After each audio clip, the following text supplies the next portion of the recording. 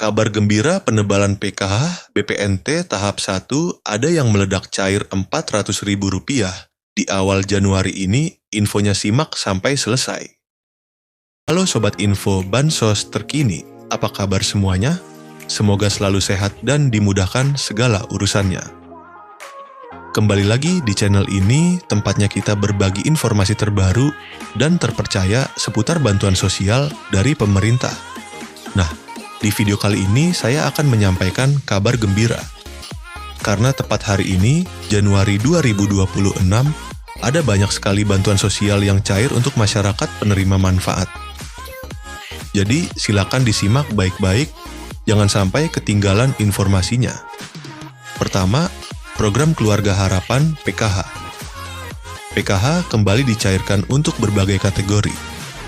Mulai dari ibu hamil, balita usia 0 sampai 6 tahun, lansia di atas 60 tahun, penyandang disabilitas berat, hingga anak-anak sekolah dari tingkat SD, SMP, sampai SMA.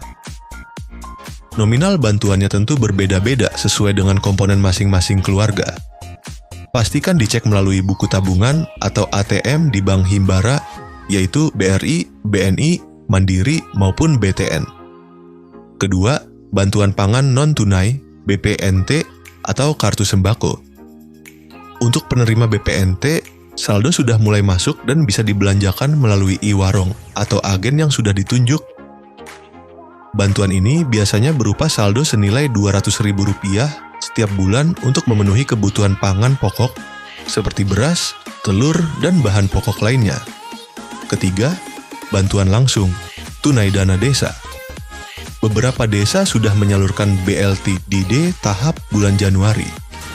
Jadi bagi keluarga penerima manfaat di tingkat desa, segera konfirmasi ke kantor desa atau cek informasi dari perangkat desa setempat. BLT ini diberikan untuk membantu meringankan kebutuhan hidup sehari-hari, terutama bagi keluarga yang masuk kategori miskin dan rentan. Keempat, bansos pangan beras 10 kg.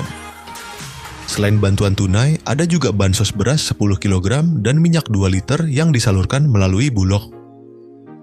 Beberapa wilayah sudah menerima distribusi langsung, baik diambil melalui kantor desa, kantor kelurahan, atau diantar ke rumah masing-masing penerima. Nah, sobat semua, itu tadi beberapa bantuan sosial yang cair di bulan Januari 2026 ini.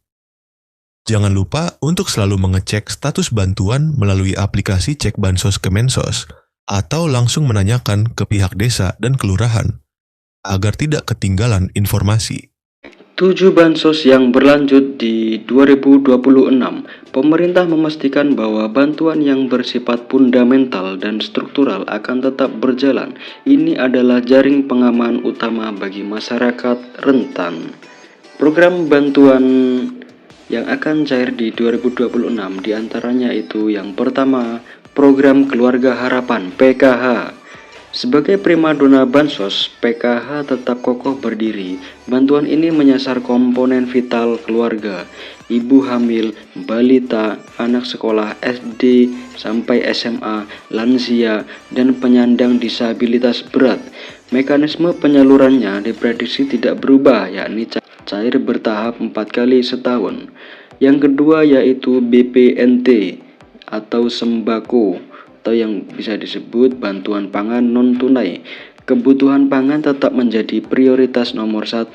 Meski ada wacana transformasi ke direct cash, transfer uang digital untuk efisiensi program ini dipastikan aman, yaitu dalam artian program BPNT masih terus berlanjut di 2026. Yang ketiga yaitu bantuan PIP, Program Indonesia Pintar. Komitmen mencerdaskan bangsa tidak surut. Anak-anak dari keluarga prasejahtera tetap dijamin akses pendidikannya melalui bantuan tunai PIP. Jadi PIP di 2026 akan tetap berlanjut. Yang keempat yaitu PBI JKN atau Kartu Indonesia Sehat gratis dari pemerintah. Kesehatan adalah hak dasar. Subsidi iuran BPJS Kesehatan bagi 40% penduduk termiskin tetap ditanggung penuh oleh negara. Bantuan beras 10 kg. Program cadangan pangan pemerintah CPP ini diprediksi kuat akan diperpanjang, berfungsi sebagai bantalan saat harga beras gejolak atau terjadi kerawanan pangan. Jadi bantuan beras di tahun 2026 akan tetap berlanjut. Yang keenam yaitu atensi lansia dan disabilitas berat. Kementerian Sosial terus menyalurkan bantuan rehabilitasi sosial baik berupa alat bantu, kursi roda, alat dengar maupun makanan bagi lansia tunggal dan disabilitas. Untuk yang ketujuh, bantuan pena pahlawan ekonomi Nusantara. Ini adalah bintang baru bagi KPM usia produktif di bawah 40 sampai 45 tahun yang sudah lama menerima bansos. Pemerintah menawarkan modal usaha hingga 5 juta rupiah. Syaratnya harus siap graduasi atau mundur dari kepesertaan bansos reguler. Setelah usahanya mandiri ya. Jadi nanti akan ada pengembangan apa skill-skill yang bisa dipelajari dan dipraktekkan. Dalam artian harus melalui proses graduasi secara mandiri atau graduasi secara sukarela. Tidak semua kabar itu manis ya. Ini dia yaitu kabar di tahun 2026 menjadi akhir perjalanan bagi bansos yang sifatnya ad hoc atau sementara. Nah, selanjutnya bansos yang kemungkinan di tahun 2026 tidak akan cair lagi yaitu BLT Kesejahteraan Rakyat atau BLT Kesra. BLT mitigasi bantuan tunai tambahan yang sering cair di momen tertentu seperti saat inflasi tinggi atau El Nino dikabarkan berhenti total per 31 Desember 2025. Sifatnya yang fleksibel dan temporer membuat program ini tidak masuk dalam anggaran rutin jangka panjang 2026. Bantuan subsidi BSU, program yang sempat hits saat pandemi ini juga diprediksi tidak akan muncul kembali seiring dengan pulihnya kondisi ekonomi pasca krisis. Ya, jadi ada beberapa bantuan yang kemungkinan di tahun 2026 tidak akan cair atau tidak rutin cair per bulan sesuai dengan kondisi yang ada di lapangan seperti inflasi tinggi atau El Nino dan lain sebagainya. Ya, lalu isu yang sangat hangat di tahun 2026 yaitu era baru bansos digital dan seleksi alam KPM.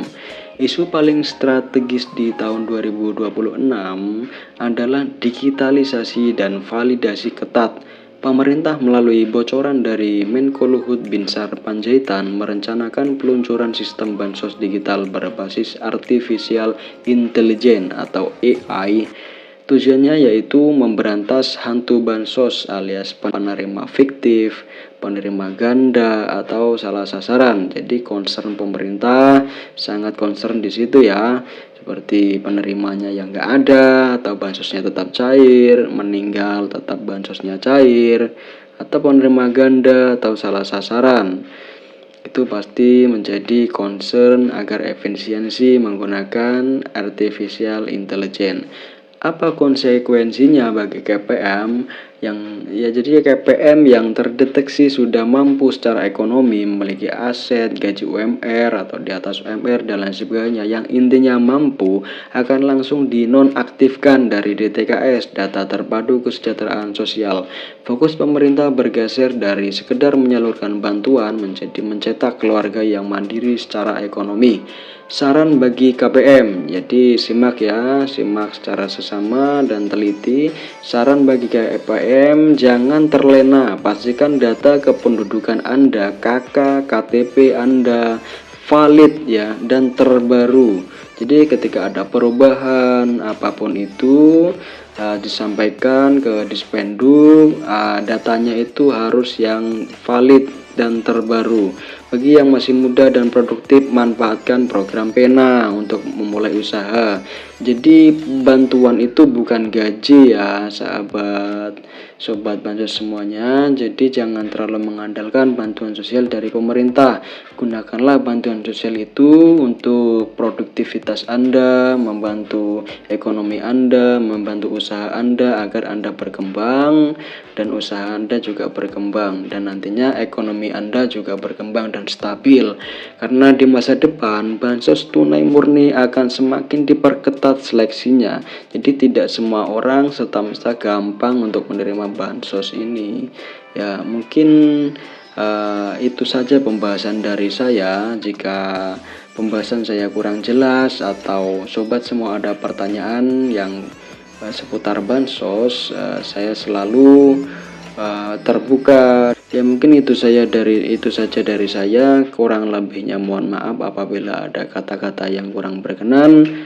Dari saya, wassalamualaikum warahmatullahi wabarakatuh. Salam sejahtera, salam tepat sasaran.